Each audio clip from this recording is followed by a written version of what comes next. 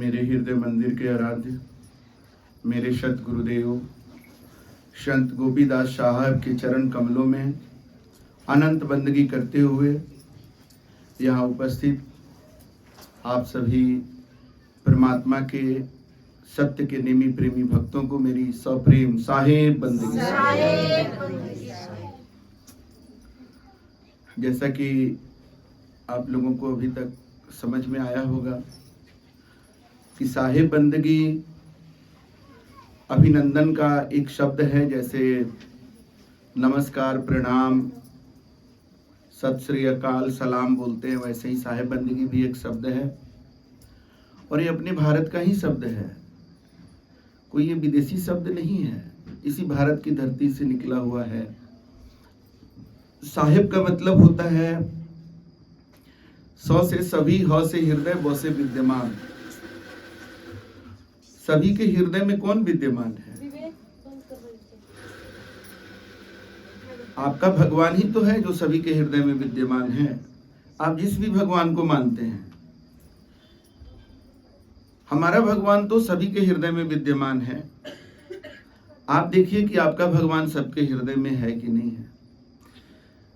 तो मेरा भगवान जो सभी के हृदय में विद्यमान है, उस भगवान को हम साहब भी कहते हैं। स ह ब, साहब। स से सभी, ह से हृदय, ब से विद्यमान। तो हमारा भगवान सभी के हृदय में विद्यमान है। उसको परमात्मा भी कहते हैं, परम पिता भी कहते हैं, मालिक भी कहते हैं, स्वामी भी कहते हैं, साईं भी कहते हैं, गॉड भी कहते हैं, अल्लाह भी कहते हैं, भगवान भी कहते हैं, ईश्वर भी कहते हैं। वो सबके हृदय में है। हो सकता है कि यहाँ बहुत सारे लोग होंगे जिनका भगवान जो है ऐसे ही होंगे, मेरे भगवान के जैसे जी। तो साहब एक पर्यायवाची शब्द हुआ। जैसे बहुत सारे शब्द हैं ना। अब अभी कोई कह रहे थे कि ईश्वर को नहीं मानते हैं और परमात्मा को मानते हैं। अब बात क्या है ना कि विद्वान लोग जो होते हैं ना, उस शब्द के जाल में फंसे होते हैं और दूसरे को भी फंसाते हैं वो शब्द के जाल में, क्योंकि उनके पास ढेर सारा शब्द रहता है। इतना किताब पढ़ते, ग्रंथ पढ़ते हैं तो उनके बहुत शब्द हो जाता है उनके पास, और शब्दों का तरह तरह से मीनिंग निकाल करके, जैसे पोस्टमार्टम किया जाता है, एक्सरे किया जाता है, सीटी स्कैन किया जाता है, वो सब वो तरह तरह से करते रहते हैं। तो भाई मेरे लिए तो ये सारे शब्द जो हैं एक ही चीज के अलग अलग पर्यायवाची हैं। ईश्वर, भगवान, गॉड, अल्लाह, परमात्मा, परम पिता और साहब, ये सब बस एक का ही अनेक नाम है। तो शब्द के विवाद में मत पड़िए। अपने ईश्वर को, अपने भगवान को अपने अंदर थोड़ा क्लियर करिए कि आपका ईश्वर कैसा है, आप किसको ईश्वर कहते हैं। तभी आपको समझ में आएगा ना कि वो है कि नहीं है। ईश्वर ईश्वर करने से थोड़ी हो जाएगा, भगवान भगवान करने से थोड़ी होगा। अरे कैसा है तेरा भगवान, ये भी तो थोड़ा बताओ हमको। हम बताते हैं कि मेरा भगवान कैसा है। तो मेरा भगवान जो है वो सर्वव्याप्त है। वो केवल आपके और हमारे हृदय में व्याप्त है ऐसा बात नहीं है। हृदय में तो है ही, वो सब जगह व्याप्त है। जल में भी है, थल में भी है, अचल में भी है और चल में भी है। ध्यान दीजिएगा अपने अपने भगवान के बारे में। आप लोग कहीं मेरा भगवान आपका भगवान अलग अलग तो नहीं है। और अगर दोनों का भगवान एक हो गया तो हम लोग एक हो गए कि नहीं जी। है ना। तो सुनते जाइएगा मेरा भगवान के बारे में और अपना मिलेगा कि आपका भगवान कैसा है। और थोड़ा आप मंटू जी ईश्वर के बारे में भी मिला लीजिएगा। आप ईश्वर किसको कहते हैं, परमात्मा किसको कहते हैं, वो भी आप मिलाते रहिएगा कि आपका ईश्वर किसको कहते हैं। हमारा तो सब एक है, हम उसी के बारे में बता रहे हैं। पहला चीज कि वो सर्वव्याप्त है, सब जगह व्याप्त है, वो कण कण में है, वो मूर्ति में भी है, पत्थर के मूर्ति में भी है। अभी कोई कह रहे थे यहाँ से मंच से ही कि भगवान मूर्ति में नहीं होते हैं, गलत बात है। मेरा भगवान मूर्ति में भी है, मेरा भगवान मंदिर में भी है, मस्जिद में भी है, मेरा भगवान सब जगह है। तो जो सब जगह है उसकी पूजा किसी खास जगह क्यों की जाए। इसीलिए मेरा पूजा हर समय चलता है। मेरा भगवान हर समय हर जगह है, इसीलिए मेरा पूजा हर समय हर जगह चलता रहता है। अभी भी मेरा पूजा चल रहा है। और हम बाथरूम में रहते हैं तो ऐसा मत सोचिएगा बाकी बाथरूम में मेरा भगवान नहीं है, बाथरूम में मेरा भगवान अशुद्ध हो जाता है, ऐसा नहीं है। मेरा भगवान बाथरूम में भी है, हम बाथरूम में भी पूजा करते हैं। देख लीजिएगा भाई अपना भगवान के बारे में आप लोग, हम अपना भगवान का बता रहे हैं। तो मेरा भगवान हर जगह हर समय है, उसका दरवाजा बंद नहीं होता है कि अभी बंद हो गया, भगवान जी बंद हैं, भगवान जी सूत रहे हैं, अभी आप भगवान जी से नहीं मिल सकते हैं। मेरा भगवान के साथ ऐसा नहीं है। मेरा भगवान हर समय जगह रहते हैं, हर समय हर जगह रहते हैं और हर समय रहते हो। टावर फेल नहीं करता है कि अभी यहाँ टावर काम नहीं कर रहा है मेरे भगवान जी का। मेरे भगवान जी का टावर एनी टाइम एवरीवेयर एकदम तगड़ा काम करते रहता है, कहीं से भी प्रकट होकर काम कर देते हैं, सजीव से भी प्रकट होकर, निर्जीव से भी प्रकट होकर। अभी होली आ रहा है ना, भगवान का जो नरसिंह अवतार था क्या था, वो जो हिरण्यकश्यपु था वो आशीर्वाद लिए हुए था, वरदान लिए हुए था कि हमको ना कोई जमीन पर मार सकता है, ना आसमान में मार सकता है, न सजीव मार सकता है, न निर्जीव मार सकता है, न आदमी मार सकता है, न जानवर मार सकता है, न दिन में मार सकता है, न रात में मार सकता है, न अस्त्र से मार सकता है, न शस्त्र से मार सकता है। वो हिरण्यकश्यपु इतना वरदान पाकर के अहंकार में अपने शक्ति के नशा में चूर होकर के वो खुद को ही भगवान कहने लगा। तो भाई मेरा भगवान हिरण्यकश्यपु में भी था, ऐसा नहीं कि उसका खुद को भगवान कहना गलत था। वो गलत क्या था कि वो खुद को तो भगवान कहता था लेकिन दूसरे को भगवान नहीं मानता था, दूसरे में भगवान उसको नहीं दिखाई देते थे। और वो सबको कहता था कि हम भगवान हैं, हमारी पूजा करो, किसी और की पूजा नहीं कर सकते हो मेरे राज्य में। सुने ना कहानी आप लोग, फिर भी सुन लीजिए, क्या कि भुला जाते हैं ना आप लोग, सुनते रहना चाहिए। इसीलिए सत्संग एक बार आने से लाइफ टाइम रिचार्ज नहीं है, ये कोई मोबाइल नहीं है। और मोबाइल वाला भी अब कहाँ, लाइफ टाइम रिचार्ज बोला लेकिन कहाँ होता है, अब इनकमिंग बंद कर देता है। तो जब मोबाइल लाइफ टाइम रिचार्ज नहीं हो रहा है तो सत्संग में लाइफ टाइम रिचार्ज कैसे होगा जी। सत्संग बार बार करने का है। अब शैलेंद्र जी देखिए तीसरी बार करवा रहे हैं जी। तो चलिए करवा रहे हैं, इनके कृपा से हमको आप लोगों का दर्शन करने का मौका मिला, वरना हम कहाँ जान रहे थे। यहाँ बहुत सारे लोग हैं जिनको हम नहीं जानते हैं, उनसे मेरा मिलने का क्या साधन हो सकता था। लेकिन परमात्मा के रूप में शैलेंद्र जी और उनकी धर्म पत्नी एक निर्णय लिए। कोई बहुत पैसे वाले हैं क्या, देखिए दीवार में प्लास्टर नहीं है। कोई और होता तो कहता कि अभी सत्संग में खर्चा क्यों करेंगे, वही पैसवा से प्लास्टर करवा लेंगे। अब प्लास्टर करवा लेगा, रंगाई करा लेगा, सत्कर्म में पैसा खर्च नहीं करेगा, बड़ा बड़ा बिल्डिंग बना लेगा, फिर एक दिन तो टिकट कटना ही है ना, लेके जाएगा क्या। लेकिन आज इस सत्संग को ध्यान से सुनने वाले लोगों को, केवल शैलेंद्र जी और उनकी पत्नी को नहीं, यहाँ आए हुए लोगों को, यहाँ तक कि जो माइक से भी सुन रहा है, अगर वो ध्यान से सुन लेगा तो कुछ ऐसा चीज ग्रहण कर सकता है जो जीते जी तो उसको काम करेगा ही, मरने के बाद भी काम आएगा, जिंदगी के साथ भी और जिंदगी के बाद भी। ये नारा नहीं है, ये सत्संग की सच्चाई होती है। तभी तो आप लोग सुने अभी इतना सत्संग की महिमा। तो हिरण्यकश्यपु जो है उसी का बेटा था प्रहलाद।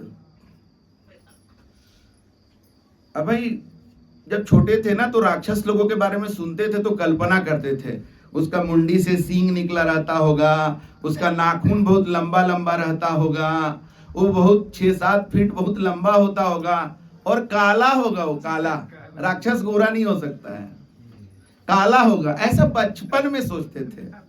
हो सकता है कि अभी भी यहाँ कुछ लोग होंगे जो सोचते होंगे, ये भ्रम निकाल दीजिए, हिरण्यकश्यपु हम लोग के ही जैसा था और उसका बेटा प्रहलाद भी हम लोग के जैसा ही था आदमी। तो प्रहलाद का गुरु थे नारद मुनि। क्योंकि प्रहलाद की खोज थी कि मेरा पिता भगवान कैसे हो सकता है जो इस तरह से कहता है कि हम ही भगवान हैं। तो गुरु को खोजते खोजते उसको कोई नहीं मिले तो नारद मुनि प्रकट होकर उसके गुरु बन गए प्रहलाद के, और प्रहलाद को वही ज्ञान देते थे नारद मुनि। और वही प्रहलाद जो है पूरे हिरण्यकशिपु के राज्य में अकेला था बोलने वाला कि हम तुम्हें भगवान नहीं मान सकते, मेरे भगवान तो विष्णु हैं, नारायण। तो हिरण्यकशिपु उसको तरह तरह से यातना दिया, उसको मारने का प्रयास किया, पहाड़ से ढकेल देना, हाथी को से कुचलने का प्रयास, और इस तरह के नाना प्रकार के प्रयास से गुरु के कृपा से, गुरु नारद के कृपा से और भगवान विष्णु के कृपा से जब वो बचता चला गया प्रहलाद, तो अंतिम योजना क्या बनाया वो कि होलिका उसकी बहन थी जिसको वरदान में एक ऐसा चादर मिला हुआ था कि वो चादर ओढ़ लेने के बाद वो आग से कोई नुकसान उसको नहीं होता। तो भाई बहन योजना बनाया कि प्रहलाद को लेकर के उसकी बुआ जो है गोदी में बैठेगी और वो अपने चादर ओढ़ लेगी, और चादर ओढ़ लेगी तो उसका तो आग से कोई नुकसान नहीं होगा और प्रहलाद जल करके मर जाएगा। और यही जब अति कर दिया एकदम पाप का, आग लगा दिया गया, लेकिन ऐसी तेज हवा चली कि होलिका का चादर उड़ करके प्रहलाद को ढक दिया, होलिका जल गई और प्रहलाद बच गया। और उसी समय नरसिंह अवतार लिए भगवान। नरसिंह मतलब आदमी और जानवर दोनों मिला हुआ था, इसीलिए मेरा भगवान जानवरों में भी है। कुछ लोग मुर्गा का बलि चढ़ाते हैं भगवान के नाम पर, मतलब अपने पेट के नाम पर और भगवान के नाम पर। कोई बकरा का बलि चढ़ाता है, कोई भैंसा का बलि चढ़ाता है। भाई मेरा भगवान तो उनमें भी है। तुम कैसे भगवान के नाम पर भगवान को काट दे रहे हो भाई, और अपने पेट में स्वाहा कर दे रहे हो एक जीव को। तुम भी एक जीव, वो भी एक जीव। उसका गलती यही है कि मानव जीवन में वो गलत कर्म करके नीचे के योनियों में चला गया, अब जानवर बना हुआ है वो। तो तुम आदमी हो तो तुम्हारा काम है सभी जीवों पर दया करना, लेकिन तुम अपना ताकत का इस्तेमाल हिरण्यकशिपु की तरह करके मुर्गा को काट दे रहे हो, बकरा को काट दे रहे हो, मछली को तड़पा तड़पा के मारते हो, कविता पढ़ते हो, बच्चों को कविता सिखाते हो खाली, मछली जल की रानी है, जीवन उसका पानी है, बाहर निकालोगे मर जाएगी, ये खाली कविता। और अपने मछली को जाल बिछा करके धोखा से मछली को पकड़ करके मार करके तड़पा तड़पा के पटक पटक के मार के खा जाते हो। अपना घर का मुर्दा को जल्दी बाहर करते हो, अब मुर्दा जानवर को घर में ले आते हो। मेरे पास कोई कोई आदमी बड़ा तेज रहता है, चालाक, वो कहता है जानते हैं मेरे घर में एकदम सेपरेट है 2 किचन, नॉन वेज का किचन अलग, वेज का किचन अलग। तो हम कहते हैं कि तो पेट भी आपके पास 2 होगा, सेपरेट सेपरेट आपके घर में सब लोग का है। क्या बोले? हम बोले कि पेट भी अलग अलग है, जो मुर्गा अलग पेट में जाता है और सब्जी अलग पेट में जाता है। अरे लास्ट में तो तेरा पेट में जा ही रहा है, तुम किचन अलग करके क्या होशियारी दिखा रहा है?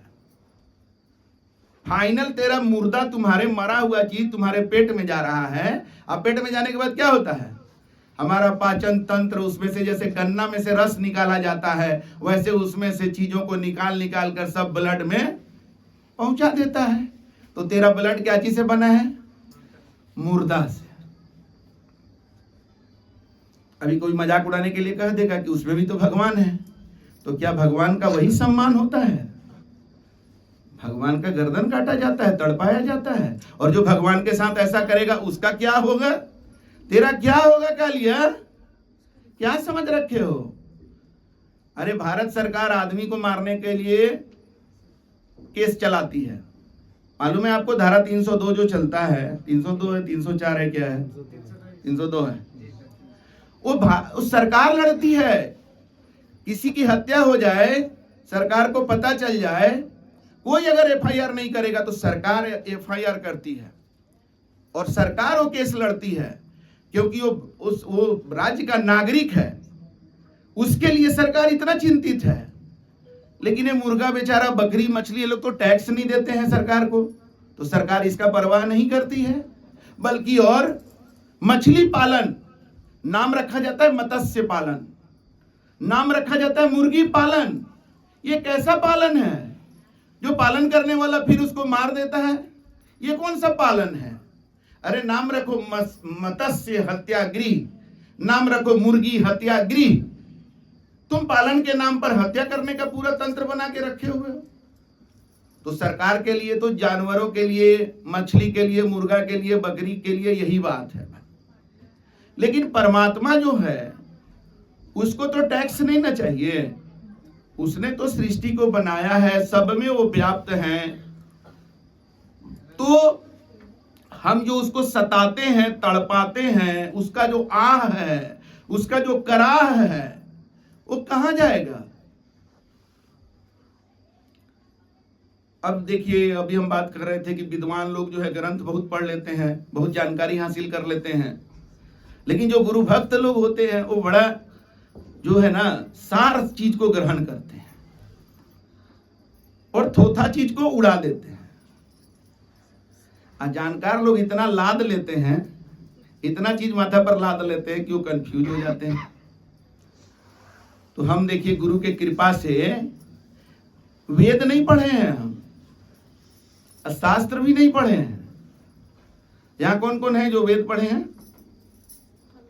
कौन वेद पढ़े हैं?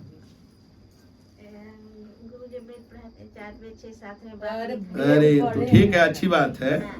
वो वाला वेद, गुरु वाला वेद पढ़े हैं ना जी, स्वर वो वेद नहीं ना पढ़े हैं, वेद नहीं पढ़े हैं, कोई नहीं यहाँ वेद पढ़े हैं। लेकिन गुरु के कृपा से अब देखिए, बोल दी कि हम तो 4 वेद पढ़े हैं, 6-7 पढ़े हैं। क्यों? 4 वेद 6 शास्त्र का सार ज्ञान इनके पास गुरु के माध्यम से है। अब आप लोगों को भी हम बता दे रहे हैं, आज के बाद से आप भी बोलिएगा कि हमको 4 वेद और 6 शास्त्र का ज्ञान हो गया। सत्संग में गए थे हम, 4 वेद 6 शास्त्र में, 4 वेद 6 शास्त्र में बात लिखा है 2, सुख देते सुख होता है और दुख देते दुख होए। ये 4 वेद और 6 शास्त्र का निचोड़ आज आप जान गए। क्या है निचोड़? सुख दीजिएगा तो सुख मिलेगा, दुख दीजिएगा तो दुख मिलेगा। हम लोग चाहते क्या है जीवन में? सुख, और करते क्या है? दूसरे को दुख देने का काम। कैसे मिलेगा सुख बताइए जरा से? चाहते हैं सुख, सत्संग में आए कि चलिए कहीं सत्संग से कुछ संत का आशीर्वाद मिल जाएगा तो जीवन का कल्याण हो जाए। अरे आशीर्वाद यही वचन है, इसको ग्रहण करिएगा तब कल्याण होगा। आप सुख चाहते हैं तो आज से मुर्गा खाना, बकरी खाना, मछली खाना, उस मुर्गी का अंडा खाना, ये सब छोड़ दीजिए। आप जीवों को दुख दे रहे हैं, जीव हत्या कर रहे हैं और सुख चाह रहे हैं, कभी नहीं मिलेगा, बता दे रहे एकदम पक्का बात। आज अगर आपका लाइफ अच्छा भी चल रहा है सब खाते हुए ना, आपका भविष्य जो है गड्ढा में है, आपका भविष्य अंधकार में है। मैं चैलेंज के साथ कह रहा हूं, सही समय पर चेत जाइए। भगवान के कृपा से आप यहां पर आए हैं सत्संग में। रामचरितमानस में गोस्वामी तुलसीदास कहते हैं, बिनु सत्संग विवेक न होही और प्रभु कृपा बिन सुलभ न सोई। प्रभु के कृपा से वो मिलता है सत्संग। तो आपको परमात्मा ने ये भेज दिया है यहाँ कि जाओ वहां, ताकि तुम समय पर चेत सको। और नहीं चेतोगे तो क्या होगा? जैसे मान लीजिए कोई रोड पर आप जा रहे हैं, आगे जो है पुल टूटा हुआ है, गहरा खाई है, तो कोई लाल झंडा लेकर के खड़ा है, कह रहा है कि आगे मत जाइए, आगे मत जाइए, आगे गड्ढा है। कुछ लोग रुक जाएंगे कि अरे भाई बोल रहा है तो ऐसे ही तो नहीं बोल रहा है, क्या फायदा है इसको ऐसे बोल करके। आप सोचिए ना जरा, आप मुर्गा नहीं खाएंगे, आप बकरी नहीं खाएंगे, आप मछली नहीं खाएंगे, तो क्या वो लोग आकर के हमको पैसा चढ़ाएंगे क्या? तो हम क्यों बोल रहे हैं? समझना चाहिए बात को। ये मेरे जीवन का अनुभव है गुरु के कृपा से कि हमने जब उन सब चीजों का त्याग किया तो मेरा जीवन बदला। सात्विक जीवन, सात्विक विचार, सात्विक भोजन से होगा। और जब मेरा विचार और मेरा कर्म सात्विक नहीं होगा तो मेरे जीवन में फल तो गड़बड़ ही मिलेगा। तो रोड पर कोई लाल झंडा लेकर के खड़ा है, आपको रोक रहा है कि आगे मत जाओ, फिर भी आप जाइएगा तो गड्ढा में गिरिएगा तो आपकी जवाबदेही है। वो क्या कर सकता है बेचारा। तो साधु संतों का काम है बोलना, समझाना, मारपीट करना उनका काम नहीं है। वो हिंसा नहीं करते, थोड़ा फटकार लगाते हैं हमारी बात में, कभी कभी आपको कुछ कड़ा लग सकता है कि डांट दिए, फटकार दिए, लेकिन उसका उद्देश्य क्या है? आपका कल्याण, आपका भला। तरुवर सरोवर संत जन, चौथा बरसे में परमारथ के कारणे चारों धारिंदे। कई बार लोग कहते हैं कि मुर्गा तो बना ही इसलिए है कि उसको खाया जाए, बकरी इसीलिए है, मछली इसीलिए है। कौन किताब में पढ़ा भाई? कौन ग्रंथ में पढ़ा? बताओ हमको। और कई बार तो लोग ये भी कहने लगते हैं कि चावल में भी तो जान है। चावल का भी जान, अब उनको दर्द बहुत हो गया। थोड़ा सा चोट मार दिए आप उनके भोजन पर तो अब दर्द बढ़ गया उनका। वो साबित करना चाहते हैं कि आप जो चावल खाते हैं, आप जो दूध पीते हैं, ये भी तो ऐसे दूध, गाय जो है बछिया के लिए दूध देती है, तो आप दूध क्यों पी जाते हैं? अब ज्ञान खुल गया उनका, अब एक से एक तर्क देंगे वो। अरे भाई, तो चावल तो हम इसलिए खाते हैं, आम खाते हैं, फल खाते हैं, सब्जी खाते हैं, गेहूं खाते हैं, क्योंकि ग्रंथों में लिखा हुआ है तरुवर सरोवर संत जन। तरुवर पेड़ पौधे परमारथ के लिए धारण किए हैं। वो जीव, वो जोनी जो है वो परमारथ के लिए परमात्मा ने बनाया है उसको। मुर्गा के लिए कहीं नहीं लिखा हुआ है, बकरी के लिए कहीं नहीं लिखा हुआ है, बल्कि महापुरुषों ने तो बताया है कि मुर्गा, बकरा, बकरी, मछली, सुअर, ये सब परमात्मा का जो ये नगर है, ये दुनिया जो है परमात्मा का नगर है। इस नगर के वो सफाई कर्मचारी हैं।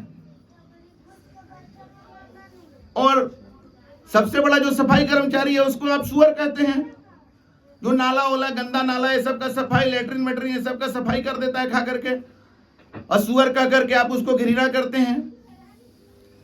तो महापुरुषों ने कहा है कि इस जीवन में परमात्मा ने 3 सुअर बनाया है, लेकिन एक चौथा सुअर भी जो है वो दिखाई देता है, पाया जाता है। पहला सुअर वो है जो घर आंगन का सफाई करता है, जैसे मुर्गा मुर्गी हो गया, उसका नाम मुर्गी रख दिया गया, लेकिन वो सुअर का एक टाइप हो गया, वो घर आंगन का सफाई करता है। दूसरा सुअर वो है जो खेत खलिहान का सफाई करता है, जो लेटरिन पेटरिन कर दिया तो सुअर लोग, जिसका नाम सुअर ही है। तीसरा सुअर वो है जो पानी का सफाई करता है, जिसका नाम मछली है। और चौथा कुछ ऐसे पाए जाते हैं जो तीनों का सफाई कर देते हैं। सोचिए जरा, कितना तगड़ा बात है। ये महापुरुषों ने तो ऐसा बताया है, और आप कह रहे हैं कि हमारे खाने के लिए ही बना हुआ है। आदमी के खाने के लिए उतना गंदा चीज बनाए हैं परमात्मा, और हत्या वाला चीज, खून मांस, अरे हमारे जैसा है, उसको जब काटा जाता है तो कितना तड़पता है, देखें कि नहीं आप लोग? कैसे खा जाते हैं फिर उसको? तो यहां जो लोग भी आज आ गए हैं, उनका जवाबदेही है कि उनको छोड़ना पड़ेगा ये सब खाना खाना। मुर्गा मुर्गी, मछली अंडा, बकरा बकरी, सुअर, ये सब खाना छोड़ना पड़ेगा। और नहीं छोड़िएगा तो समझ लीजिएगा, क्योंकि संत मिलन बड़े भाग्य से होता है। ये रामचरितमानस में है वर्णन। तुलसी इस संसार में 5 रत्न है सार, संत मिलन, हरि भजन, दया, दान और उपकार। 5 तरह का रत्न गोस्वामी तुलसीदास बताए। इसमें सोना नहीं आया। 5 रत्न है सार, संत मिलन, हरि भजन, दया, दान, उपकार, जा। इसमें सोना तो आया ही नहीं, और हीरा भी नहीं आया। ये सोना हीरा के लिए महिला लोग अपने पति को कितना परेशान करती हैं। देखिए ना, उसका हस्बैंड तो एकदम डायमंड वाला ले आ दिया है, आप भी एगो डायमंड वाला ला देते ना। डायमंड वाला सोना तो बहुत खरीदे, और जिसके पास सोना वाला उतना नहीं है, तो अरे कम से कम एगो सोना का एगो हार, तो एगो ये एगो वो करते रहती है, और डर से पहनती भी नहीं है कि पहनेंगे तो छीन लेंगे, और खरीदवाते भी रहती है, पहनती नहीं है। वो है क्या? सोना हीरा क्या है? स्टोन है, मेटल है। सोना मेटल है और हीरा जो है वो कार्बन का एक फॉर्म है। उसी तरह से कोयला भी एक फॉर्म है कार्बन का। अनावश्यक उसका वैल्यू बढ़ा दिया गया है, सब लोग उसके पीछे भाग रहे हैं, बस उसका वैल्यू बढ़ गया। कम मात्रा में मिलता है और ज्यादा लोग उसका डिमांड कर रहे हैं तो वैल्यू बढ़ गया। और वास्तव में जो चीज का वैल्यू है उसका वैल्यू आज नहीं कर रहे हैं हम लोग। तो संत मिलन जो है, इसको गोस्वामी तुलसीदास ने कहा कि जीवन का रत्न है। तो आज सत्संग में आप आए हैं, आपको संत मिलन का अवसर मिला, हमें भी अवसर मिला। ऐसा नहीं सोचेगा कि हम अपने को कह रहे हैं संत, अरे आप लोग भी हैं। साधु संत होने के लिए दाढ़ी का जरूरत नहीं है, लंबा दाढ़ी होगा तभी साधु संत होंगे, ऐसा नहीं है, ये भ्रम में मत रहिएगा। साधु संत होना गुण का विषय है, ये रूप का विषय नहीं है। अगर जिसको दाढ़ी रहेगा वही साधु है, तब तो महिला लोग साधु नहीं हो सकती है। ये तो महिला लोग से आप ये अवसर छीन लिए, तो इसका मतलब जो दाढ़ी नहीं रखा है वो साधु नहीं हो सकता है? नहीं, ऐसा नहीं है। साधु गुण का विषय है। कौन सा गुण से समझा जाएगा कि आप साधु हैं कि नहीं, वो बता दे रहे हैं, आप देख लीजिएगा। जैसे अभी बता रहे हैं ना कि भगवान के बारे में बता रहे हैं, आप अपना भगवान का देख लीजिएगा। वैसे हम कह रहे हैं कि बहुत सारे साधु संत बैठे हुए हैं, जिनको डाउट है वो अपना विचार करिए। ग्रंथों में लिखा हुआ है, दया, गरीबी, बंदगी, समताशील, उपकार, इतने लक्षण साधु के कहें कबीर विचार। संत कबीर को संत शिरोमणि कहा गया है। वो बता रहे हैं कि साधु का लक्षण क्या है? दया। तो निश्चित तौर पर अगर आप मुर्गा, बकरा, बकरी खा रहे हैं तो साधु आप नहीं कहे जाएंगे। ऐसा भी साधु शब्द ऐसा नहीं है। आप साधु नहीं है, आप असाधु हैं, क्योंकि आपके पास दया नहीं है। दया जिसको रहेगा वो ऐसा करेगा? नहीं करेगा। आप एकदम निर्दयी हो गए हैं, आपको जीव हत्या से कोई प्रभाव नहीं पड़ रहा है। आप अपने घर में जन्मदिन मनाते हैं और ना जाने कितने मुर्गा का मरण दिन कर देते हैं, तो आप साधु किस बात के कैसे हो गए? लेकिन यहां जो ऐसा आदमी बैठा है जो मुर्गा, मांस, मछली, अंडा ये सब नहीं खाता है, उसके अंदर दया है, और दया केवल अपने बाल बच्चा के लिए नहीं। अब ये दया में बहुत सारी महिलाएं क्वालिफाई कर जाती है, अपने बच्चा पर बड़ी दया करती है महिला लोग, लेकिन जो खाली अपने बच्चा पर दया करेगा वो साधु नहीं हो गया। दया और प्रेम सबके लिए जिसके पास है, दूसरे का बच्चा को भी अपने बच्चा जैसा ही दया का भाव रखे, वो साधु है। गरीबी का मतलब कि जिसके पास पैसा नहीं है वो साधु है? नहीं। गरीबी का मतलब है कि जिसके पास जो कुछ भी है उसको परमात्मा का समझता है दिया हुआ। मेरा मुझ में कुछ नहीं, जो कुछ है सो तेरा, तेरा तुझको सौंपते क्या लागत है मेरा। इस तरह का भाव जिसके अंदर है, वो चाहे बहुत पैसा भी है उसके पास, कम पैसा भी है, वो साधु है। और बंदगी, जिसको लोगों को प्रणाम कहने में, लोगों को साहेब बंदगी कहने में, लोगों को नमस्कार करने में हिचक नहीं है, क्योंकि वो जानता है कि प्रणाम करने से, नमस्कार करने से, बंदगी करने से कोई छोटा तो नहीं हो जाता है।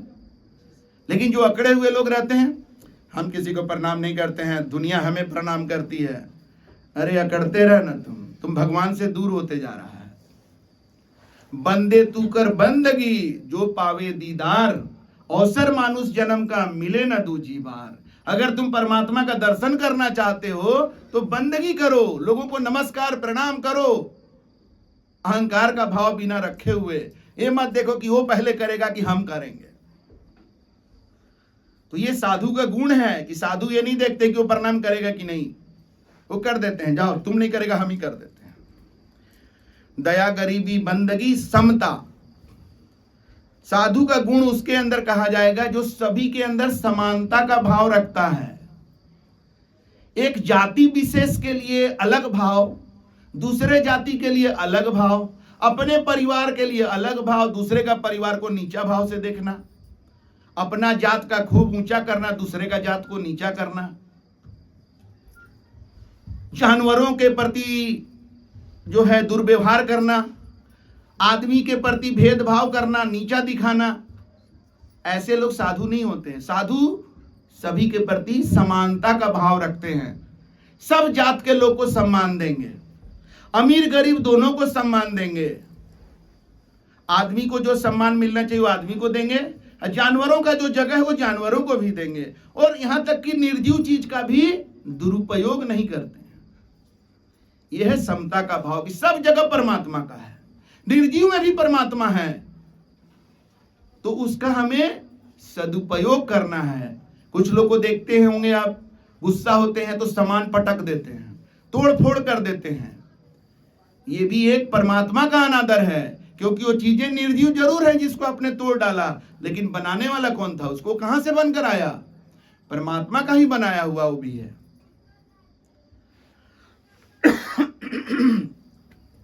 समता, उसके बाद सील। सील मतलब विनम्रता, अच्छा व्यवहार, बहुत बड़ा मायने है उसका, लेकिन अभी शॉर्ट में बता रहे हैं।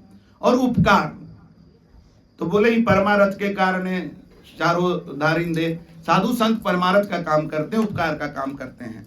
तो आप अगर दूसरे की मदद करने के लिए तत्पर रहते हैं, आप में दया है, गरीबी का भाव है, आप में बंदगी करते हैं, समता का भाव है, आप में विनम्रता है, आप साधु हैं। इसके लिए दाढ़ी की जरूरत नहीं है, इसके लिए उम्र का जरूरत नहीं है कि बूढ़ा हो जाएंगे तब साधु होंगे, जवान साधु नहीं होगा, ऐसा नहीं है।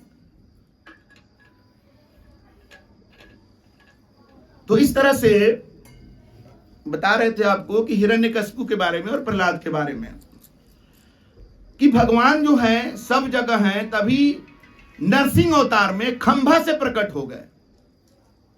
खंभा निर्जीव चीज है, वहां से प्रकट होकर के हिरण्यकशिपु का वध कर दिए, और उसी खुशी में हम लोग होली मनाते हैं। अभी जो आने वाला होली है, और बताइए आज बहुत लोगों का होली बिना मुर्गा के, बिना बकरा के नहीं मनता है। क्या कर रहे हो तुम, प्रहलाद के लिए होली मना रहे हो। वो प्रहलाद सभी पर दया करता था, नारद मुनि का भक्त, विष्णु भगवान का भक्त। वैष्णव जन तो ते मेरे कहिए, जो पीर पर आई जानी रे। उस बालक प्रहलाद में कितनी शक्ति थी, जो परमात्मा प्रकट हो गए उसके लिए होली मनाया जाता है। और होली के अवसर पर तुम मांस खा करके कहता है कि होली बिना मांस के कैसे होगा। अरे लानत है, धिक्कार है कि होली का मायने को तुम खराब कर रहे हो। थोड़ा याद करो कि होली किसके लिए मनाया जाता है, क्यों मनाया जाता है। क्या हिंदू होने का यही मतलब है कि होली में हम मांस बना करके खा रहे हैं और रंग लपेट दिए लोगों को, तो हो गया हम हिंदू हो गए।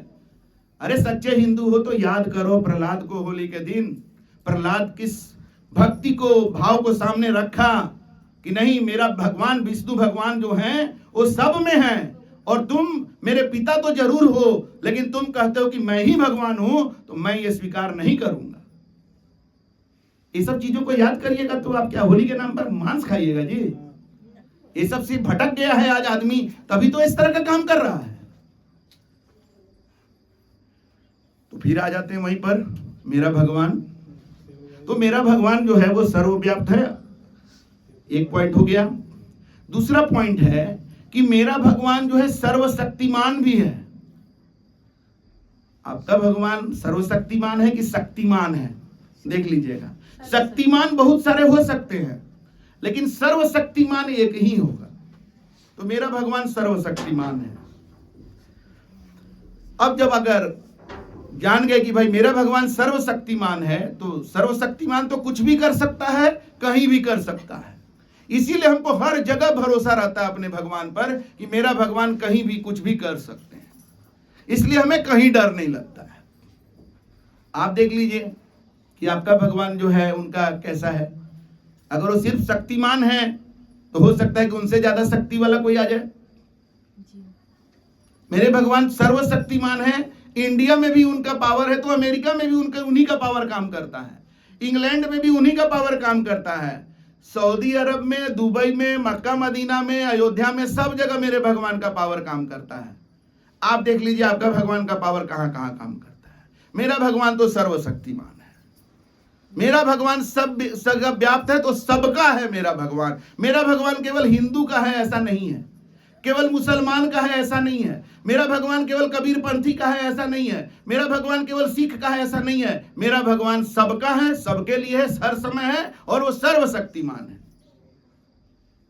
इतना कुछ होने के बावजूद मेरा भगवान करुणा का सागर है। आपका भी भगवान को होना चाहिए करुणा का सागर। जो भगवान होगा जिसका, तो कभी भगवान के नाम पर हत्या करेगा? जो करुणा के सागर होते हैं वो हत्या करते हैं क्या? और हत्या से प्रसन्न होते हैं क्या? तो आप जब तक भगवान कैसा आपका भगवान है वो नहीं जानते हैं, तो आप उसका पूजा कैसे करिएगा भाई? जब भगवान को जानिएगा कि आपका भगवान कैसा है, तभी तो उसको उसके हिसाब से पूजा करेंगे। तो मेरा भगवान जो है करुणा का सागर है, इसीलिए हम अपने भगवान के हिसाब से पूजा करते हैं। तो हम भगवान के नाम पर खाली पेट नहीं रहते हैं। कहे कि भाई मेरा भगवान करुणा का सागर है, मेरा पेट खाली रहता है तो हमको तकलीफ होता है, तो मेरा भगवान को अच्छा नहीं लगता होगा। इसीलिए हम साल भर में कोई भी दिन पेट को कुड़कुड़वाते नहीं रहते हैं भूखे भगवान के नाम पर। हम एक पूर्णिमा का व्रत करते हैं और वो व्रत में दिन भर खाते रहते हैं, दूध दही फल, खाली अनाज नहीं खाते हैं और नमक नहीं खाते हैं।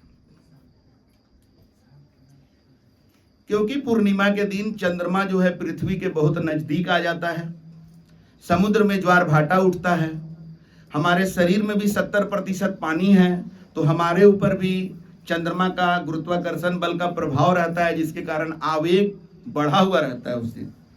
इसलिए नमक, जैसे ब्लड प्रेशर वाले लोगों को बोलते हैं ना नमक कम खाइए, आवेग को कंट्रोल करने के लिए नमक कम करते हैं और अनाज उस दिन भर नहीं खाते हैं केवल, फिर शाम के समय जम करके अनाज भी खा लेते हैं। तो हमारा भगवान इस बात से खुश नहीं होता है कि भाई हम भूखे रहेंगे तो खुश हो जाएंगे, ऐसा नहीं है। और हमारे भगवान जो हैं वो सत्य के प्रेमी हैं, सत्य के स्वरूप हैं। सत्यम शिवम सुंदरम, जो सत्य है वही शिव है, वही सुंदर है। हमारे भगवान सत्य स्वरूप हैं, इसीलिए हम अपने भगवान की सबसे बड़ी पूजा यही करते हैं कि सत्य पर चलते हैं, सत्य के मार्ग पर चलते हैं। यही पूजा है हमारी, यही भक्ति है। तो सत्य के मार्ग पर चलने का मतलब क्या हुआ? कौन कहेगा कि हम झूठ के मार्ग पर चलते हैं? हाँ, लोग मनमाने ढंग से चलते हैं, जिसमें कभी सत्य भी बोलते हैं, कभी झूठ भी बोलते हैं। मौका लगा तो झूठ बोल दिए, कोई फायदा दिखा तो झूठ बोल दिए, कभी मन किया तो झूठ बोल दिए, कभी बिना मतलब का झूठ बोल दिए, कभी मतलब से झूठ बोल दिए, और सत्य भी बोलते हैं। ऐसा बात नहीं कि सब लोग झूठा है, मिक्स है, मिलावट। कभी गलत काम भी करते हैं, कभी सही काम भी करते हैं। गलत काम करते हैं तो फोटो नहीं खिंचाते हैं, सही काम करेंगे, कंबल अगर बांट दिए जाड़ा में किसी गरीब को तो फोटो खिंचाते हैं फेसबुक पर। देखिए हम कितना बड़ा परोपकार किए हैं आज। तो भाई गलत सही दोनों काम करते हैं। सत्य की पूजा जो है, परमात्मा की जो सच्ची पूजा है, सत्य पर चलने का मतलब है कि जहां हमें नुकसान भी होगा तो हम सत्य ही बोलेंगे। हाँ, दूसरे का अगर डैमेज हो रहा है तो वहां पर हम को सोचना पड़ेगा कि मेरे सत्य बोलने से अगर दूसरे का डैमेज हो रहा है, किसी का इज्जत जा रहा है, किसी का जान जा रहा है, या किसी का कोई डैमेज हो जा रहा है, तो हमें सोच समझ कर फिर बोलना पड़ेगा वहां पर कि सत्य बोले या ना बोले। इसीलिए जीवन में गुरु होना चाहिए, क्योंकि सत्य के मार्ग पर आप चलते हैं तो कई बार आप अपने को चौराहा पर पाते हैं, किधर जाएं। सत्य बोलते हैं तो वो वाला गड़बड़ हो जा रहा है, नहीं बोलते हैं तो ये गड़बड़ हो जा रहा है। तो गुरु होते हैं तो आपका रास्ता क्लियर कर देते हैं। गुरु कहे सोई है साचा, जो गुरु कहते वही सही है, क्योंकि गुरु का तो कोई स्वार्थ नहीं है ना, वो तो कह रहे हैं तो आपके भले के लिए ही कह रहे हैं। तो इस तरह से सत्य के मार्ग पर चलना ही सत्य परमात्मा की सबसे बड़ी पूजा है। और ये जीवन जो है, जो जिसमें चारों तरफ ऐसा जाल बिछाया गया है कि हमें सत्य के मार्ग से भटकाने का पूरा उपाय किया गया है। जैसा कि लोग बता रहे थे कि चलना चाहते हैं सत्य पर लेकिन चल नहीं पाते, क्योंकि भटकाव है। बहुत बड़ा पावर सब बनाया गया है, काम, क्रोध, लोभ, मोह, मद, मत्सर, ईर्ष्या, द्वेष, ये सब में इतना शक्ति है ना कि आदमी का ज्ञान को फेल कर देगा। इसीलिए कह रहे थे ना अभी एक आसाराम बापू के बारे में, वो कितना ज्ञानी व्यक्ति, लेकिन देखिए यही सब कोई माया का इतना प्रभाव पड़ा कि कुछ ऐसा गलती कर दिए कि कितना साल से जेल में ही है। उनके मतलब लाखों नहीं, हमको लगता है करोड़ में शिष्य लोग होंगे, एक से एक पैसा वाला, एक से एक पावर वाला। अगर वो गलत नहीं होते तो छुड़वा देता। भारत का जो न्याय व्यवस्था है, वहां राजीव गांधी का हत्यारा को भी छोड़ दिया गया है कुछ साल जेल में काट करके। तो इतने पावरफुल शिष्य लोग हैं, अगर उसका बहुत बुरा मतलब ये नहीं रहता ना सबूत, तो छूट गए होते। तो ज्ञान तो इतना था, फिर भी गलत कर्म करके जेल चले गए। तो गुरु के कृपा से थोड़ा बहुत जो हम ग्रंथ पढ़े, तो ग्रंथों में बताया गया है कि परमात्मा तक पहुंचने का जो मार्ग है उसमें ज्ञान मार्ग, कर्म मार्ग, भक्ति मार्ग, तो कोई एक मार्ग से आप नहीं चल सकते, आपको सब मार्ग जो है थोड़ा चाहिए। इसीलिए हम आप लोगों को 4 वेद 6 शास्त्र का ज्ञान अभी दे दिए। ज्ञान मार्ग, कर्म मार्ग, कुछ अच्छा कर्म करना चाहिए, लेकिन कर्म जो करें उसमें हमने क्या बता दिया, गरीबी का भाव से, मेरा मुझ में कुछ नहीं, जो कर्म मैं कर रहा हूं सत्कर्म, वो मेरा नहीं है, सब कुछ है सो तो। यही बात को गीता में भगवान कृष्ण ने बताया है, निष्काम कर्म। तो एक जो भक्त कर्म करता है ना, वो निष्काम कर्म करता है, कि कर्म कर रहा है उसको कोई फल नहीं चाहिए, पुण्य कमाने के लिए नहीं कर रहा है, वो पुण्य कमाना नहीं चाहता है, क्योंकि पुण्य भी कमाइएगा तो फिर आके भोगना पड़ेगा, पुण्य का भी फल और पाप का भी फल भोगना पड़ेगा। इसीलिए भगवान श्री कृष्ण ने कहा कि निष्काम भाव से कर्म करो, कि नहीं हमको फल नहीं चाहिए और मैं नहीं कर रहा हूं, मैं का भाव नहीं होना चाहिए। मैं के भाव से कर्म करोगे तो उसका फल भोगना पड़ेगा। तो ये कर्म मार्ग हो गया, लेकिन ये भाव आएगा अगर आपके अंदर भक्ति नहीं है तो। इसीलिए भक्ति मार्ग को सबसे ज्यादा इंपॉर्टेंस दिया गया है। ज्ञान मार्ग की तुलना की गई है दीपक से। दिया प्रकाश दे रहा है, आपके अंदर अंधकार है, ज्ञान का दीपक जला लिया आप, गीता पढ़ करके, रामायण पढ़ करके ज्ञान का दीपक जला लिया।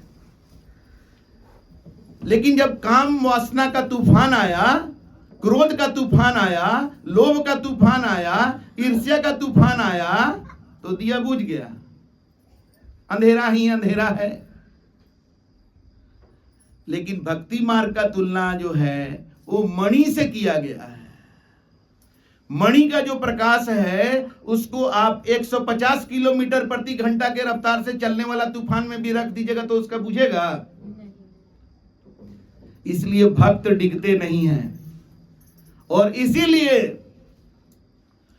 सदगुरु कबीर ने कहा, पोथी पढ़ी पढ़ी जग मुआ, पंडित भया न कोई, 2.5 अक्षर प्रेम का पढ़े सो पंडित हो। वो कभी स्वीकार नहीं किए, बड़े बड़े ज्ञानी और पोथी पतरा वाले लोगों को कभी संत कबीर ने स्वीकार ही नहीं किया। वो तो वैसे ज्ञानी लोगों के बारे में कहे कि ये पंडित, पंडित माने किसी खास जात के लोगों को नहीं बोले, वो जो लोग ज्ञानी लोग हैं, जो ग्रंथ पढ़ के, शास्त्र पढ़ के लोगों को ज्ञान देते रहते हैं। अरे पंडित, तेरा और मेरा मनवा कैसे एक होई रे, तेरा और मेरा मैच नहीं करेगा। मैं कहता सुरझावन हारी, मैं लोगों के जीवन को सुलझाना चाहता हूं, सरल बात बताता हूं। तू राखियो उलझाई रे, तुम लोगों को वेद शास्त्र और शब्द के जाल में, ज्ञान के जाल में उलझा के रख देता है। फलाने समय में ये काम नहीं करना चाहिए, ये दिन वो नहीं करना चाहिए, ये कपड़ा ऐसे पहनो, वो कपड़ा ऐसे पहनो, पहले ये पत्ता चढ़ाओ, उसके बाद वो सिंदूर लगाओ, फिर ये वाला फूल चढ़ाओ, फिर वो वाला करो, पागल करके रख देता है। वैसे भगवान खुश होते हैं क्या? और वैसे भगवान नाराज हो जाएंगे? थोड़ा सोच के देखिए। तो इसलिए कहते हैं कि ये पंडित, तेरा और मेरा मन एक नहीं होगा भाई, हम सुलझाना चाहते हैं, तुम लेके उलझा देते हो लोगों को। तो उन्होंने क्या कहा कि ये पोथी पढ़ते रह जाओगे, कभी असली पंडित नहीं हो सकते हो। उनके हिसाब से असली ज्ञानी वो है जिसको आत्मज्ञान हो जाए कि मैं कौन हूं, मैं कहां से आया हूं, वापस कहां जाना है। ये वाला ज्ञान तो हुआ ही नहीं। हाँ, गीता याद कर लिए, श्लोक संस्कृत में। मेरा भगवान के बारे में एक बात नहीं बताया ना, मेरा भगवान हिंदी समझता है। हो सकता है किसी का भगवान होगा जो संस्कृत ही समझता हो। मेरा भगवान हिंदी समझता है, भोजपुरी भी समझता है, मगही भी समझता है। अब जिसका भगवान खाली संस्कृत समझता है भाई, तो उसको तो पूजा संस्कृत में ही करना पड़ेगा। मेरा भगवान सब भाषा समझता है, संस्कृत भी समझता है, ऐसा बात नहीं है। आप देखिएगा आपका भगवान कौन भाषा समझते हैं। तो 2.5 अक्षर प्रेम का पढ़े सो पंडित होए। जो प्रेम को जानेगा वही खुद को जानेगा। जिसके जीवन में प्रेम होगा वही अपने अंदर के अंतरात्मा की आवाज को सुन पाएगा, वही अपने अंदर के आत्मा को दर्शन कर पाएगा। उसी को आत्म दर्शन होगा और वही परमात्मा दर्शन कर सकता है। जिसको आत्म दर्शन नहीं होगा वो परमात्मा दर्शन नहीं कर सकता है। और आत्म दर्शन करने का एक ही तरीका है कि गुरु के शरण में जाकर गुरु भक्ति करना। जब हम गुरु भक्ति करते हैं तो गुरु भक्ति कर देता है सकल पाप का नाश। जैसे तिनगी आग की पड़ी पुरानी घास। पुराने घास के ढेर में अगर एक माचिस का तिल्ली मार दीजिएगा तो जैसे वो घास जलकर राख हो जाता है, वैसे जब हम गुरु भक्ति करने लगते हैं, गुरु से प्रेम करने लगते हैं, गुरु के प्रति समर्पित हो जाते हैं, तो हमारा पुराना पाप का सब गठरी स्वाहा हो जाता है। जैसे भारत सरकार किसी को आईएएस बनाकर किसी जिला का डीएम बना के भेजती है, तो 24-25 साल का लड़का या लड़की डीएम बन के आता है, तो क्या वो अपने शरीर के शक्ति से जिला को संभालता है? हर जिला में एक से एक गुंडा, क्रिमिनल, दंगा करने वाले माफिया लोग हैं, तो अपने शारीरिक शक्ति से ये करता है क्या कि ये उसके पास बहुत ज्यादा दिमाग है? नहीं, उसके पास भारत सरकार का दिया हुआ शक्ति है, पावर है उसके साथ, और भारत सरकार का एक तंत्र है जो उसके लिए काम करता है। वो आता है जरूर बाहर से, लेकिन यहां पर उसके लिए एक तंत्र ऑलरेडी तैयार है और आकर के उस तंत्र को चलाना चालू कर देता है। उसी तरह से परमात्मा जब गुरु बनाते हैं ना किसी को, तो परमात्मा का तंत्र कितना तगड़ा होगा सोचिए जरा। भारत सरकार के तंत्र से तगड़ा होगा कि नहीं होगा? तो उसके रूप पर मत जाइएगा। वो जिसको गुरु बनाते हैं परमात्मा, उसको अपना तंत्र को एक्टिवेट करने का पावर देते हैं, उसको क्षमा करने का भी पावर देते हैं, उसको आशीर्वाद देने का पावर ऐसा देते हैं। जो अभी विकास जी बता रहे थे ना, 15-20 सिगरेट एक दिन पीने वाला व्यक्ति जिसको हिम्मत नहीं हो रहा बोलने का कि हम सिगरेट छोड़ पाएंगे, गुरु के आशीर्वाद से छूटता है। और गुरु के आशीर्वाद को पाने के लिए हमें क्या करना पड़ता है? 2.5 अक्षर प्रेम का। 2.5 अक्षर प्रेम का क्या है? प्रेम न बाड़ी उपजे, प्रेम न हाट बिकाए, राजा प्रजा जेही रुचे, शीश दिए ले जाए। प्रेम खेती नहीं होगा प्रेम का। प्रेम ऐसा नहीं कि सिरदल्ला में मिल जाएगा बाजार में, ना सिरदल्ला में नहीं मिला ना, हम पटना में देख लेते हैं प्रेम, रांची में देख लेंगे, जाओ ना दिल्ली में देख लो ना, कोई मॉल में नहीं मिलेगा प्रेम। ये राजा और प्रजा सबको समान रूप से शीश देने के बाद ही मिलता है, समर्पित होने के बाद ही मिलता है। जब तक अहंकार लेकर के हम बैठे रहेंगे कि हम सब कुछ जानते हैं, हम सब कुछ जान लेंगे, हम सब कुछ कर लेंगे, हमें गुरु की जरूरत नहीं है, तब तक हमारे जीवन में प्रेम प्रकट होगा ही नहीं। परमात्मा ने गुरु को इसीलिए बनाया है। 2.5 अक्षर का मतलब समझिए। 2.5 अक्षर का मतलब होता है 1 अक्षर भक्त और 1 अक्षर भगवान, और आधा मिला है दोनों को जोड़ने वाले को। ऐसे करके 2.5 अक्षर प्रेम का कंप्लीट होता है, तो भक्त का जीवन भगवान के प्रति कंप्लीट हो जाता है। वो भक्त से भगवान हो जाता है। जैसे हनुमान जी हो गए, हनुमान जी भगवान राम के भक्त। उन्होंने ऐसी भक्ति की कि भगवान राम को अपने हृदय में बसा लिए, अपने हृदय से गलत चीजों को मिटा दिए, तो उनके हृदय में भगवान राम बस गए। क्योंकि अभी बताया गया ना, निर्मल मन जन सो मोहि पावा। भगवान राम को पाने के लिए क्या करना होगा? अपने हृदय को निर्मल करना पड़ेगा। गंदा पानी में कहिएगा कि हमको गंदा पानी में आप ये दिखा दीजिए कि डिस्टिल वाटर क्या होता है, तो कैसे दिखा देंगे भाई? तो दोनों विरोधाभासी हो गया ना। जब पानी गंदा हो गया तो डिस्टिल वाटर कैसे वहां से दिखेगा? उसको तो फिर फिल्टर करना पड़ेगा ना, और तो कोई उपाय नहीं है। नहीं, फिल्टर तो बाद में होते रहेगा। आप हमको अभी पहले दिखा दीजिए, गंदा पानी में हमको डिस्टिल वाटर दिखा दीजिए। तो कैसे दिखा देंगे? कोई उपाय है क्या? कोई उपाय नहीं है। तो इसीलिए हमें गुरु के प्रति समर्पित होना पड़ता है, और जब हम गुरु के प्रति समर्पित होते हैं तो मेरा प्रेम, मेरे परमात्मा के प्रति जो मेरा प्रेम है वो गुरु मिला देते हैं, दोनों को कनेक्ट कर देते हैं। और जब कनेक्ट कर देते हैं तो कनेक्शन कंप्लीट होता है, तो बल्ब जलने लगता है, लाइट आने लगता है, कंप्लीट हो गया। अब यहां कौन तर्क वितर्क का जरूरत है? बिजली है कि नहीं, इसमें क्या तर्क वितर्क करना है जब बल्ब जल रहा है तो? लेकिन बल्ब बुझ गया तब हो सकता है कि बिजली आ रही हो, कोई प्रॉब्लम हो, या तो बिजली आ ही नहीं रही हो। दोनों बात हो सकता है। तब जब बल्ब नहीं जल रहा है, लेकिन जब बल्ब जल गया तो अब क्या विवाद है भाई कि बिजली है कि नहीं है? है बिजली, तभी तो जल रहा है। वो बिजली बैटरी से आ रहा हो या बिजली विभाग का आ रहा हो, कोई भी हो, बिजली है तभी तो जल रहा है। यही तो चाहिए। फिर वहां तर्क वितर्क का कहां बात है? तो हम जब बरही गए थे एक बार, तो कुछ लोग मेरे पास आए, आकर बोले कि आत्मा क्या है बताइए हमको। तो हम बोले कि हम क्यों बताएं आपको आत्मा क्या है? इतना छोटा मोटा प्रश्न है क्या जो हम बता दें आपको? नहीं, आप साधु संत हैं तो बताइए। तो हम बोले कि आप कोई गुरु बनाइए, जा करके आपकी खोज है ज्ञान की तो गुरु बनाइए, जाके गुरु से पूछिए। हमको जिस दिन गुरु बनाइएगा तब हम तो आत्मा का दर्शन कराइए देंगे आपको। लेकिन तो नहीं, बिना गुरु बताए नहीं बताइएगा, नहीं, सवाल ही नहीं है ना। क्योंकि जो चीज समर्पण के बाद उपलब्धि होना है, चीनी जब तक पानी में घुलेगा नहीं और कहेगा कि हमको शरबत पहले बना के दिखा दीजिए तब हम घुलेंगे, वैसे थोड़ी होता है। पहले तुमको घुलना पड़ेगा, तब तुम चीनी से शरबत बनोगे। अगर कंकड़ बन करके पानी में रहोगे तो एक दिन, 2 दिन, क्या सालों रहोगे तो क्या होगा? कंकड़ पानी में मिलेगा क्या? न पानी का कुछ बदलाव होगा, न कंकड़ का कुछ होगा।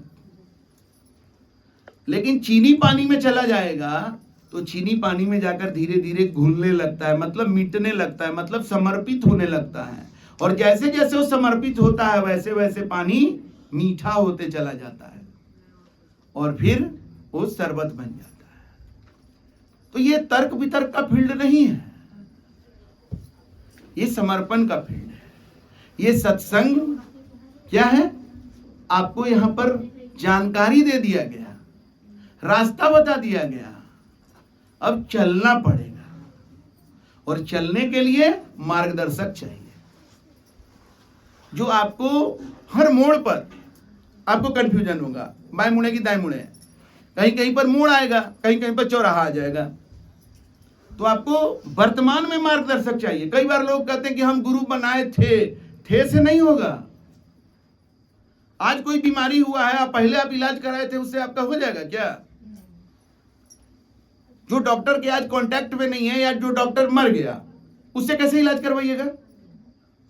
वर्तमान में बीमारी है तो वर्तमान में इलाज कराना होगा और वर्तमान में डॉक्टर चाहिए।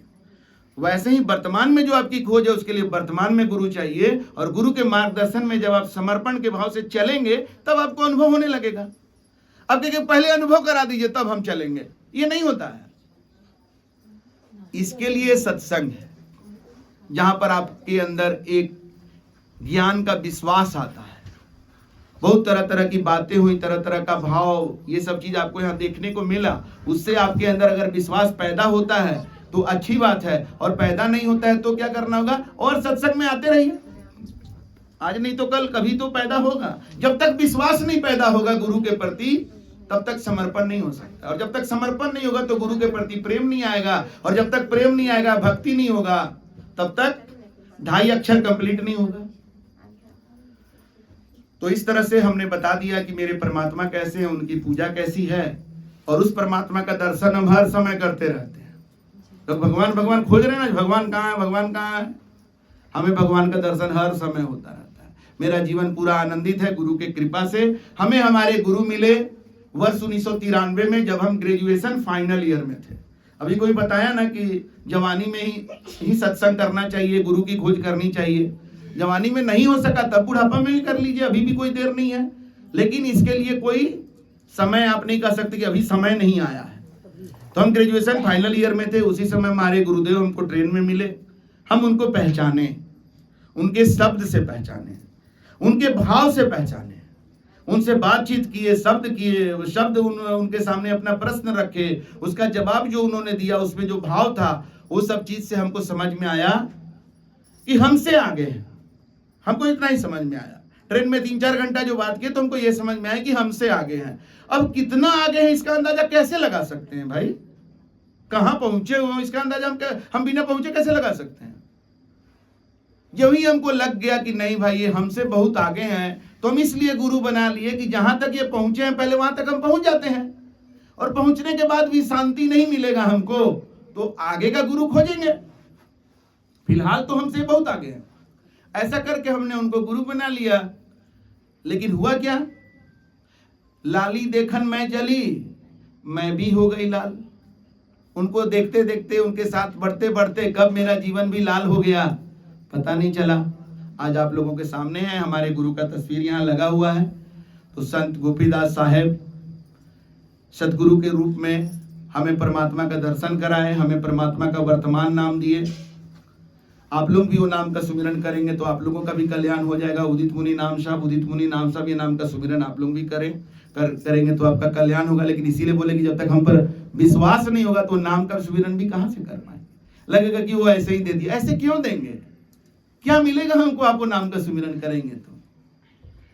हमारे गुरु से हमें मिला, 30 वर्षों से हमने उसको आजमाया, मेरा जीवन बदल गया, वही आपको दे रहे हैं। लेना है तो लीजिए, नहीं लेना है तो मत लीजिए, कोई बात नहीं है। हमने दे दिया, अपना काम हमने कर दिया। इसी के साथ हम अपने वाणी को ही विराम देते हैं। साहेब बंदगी साहेब।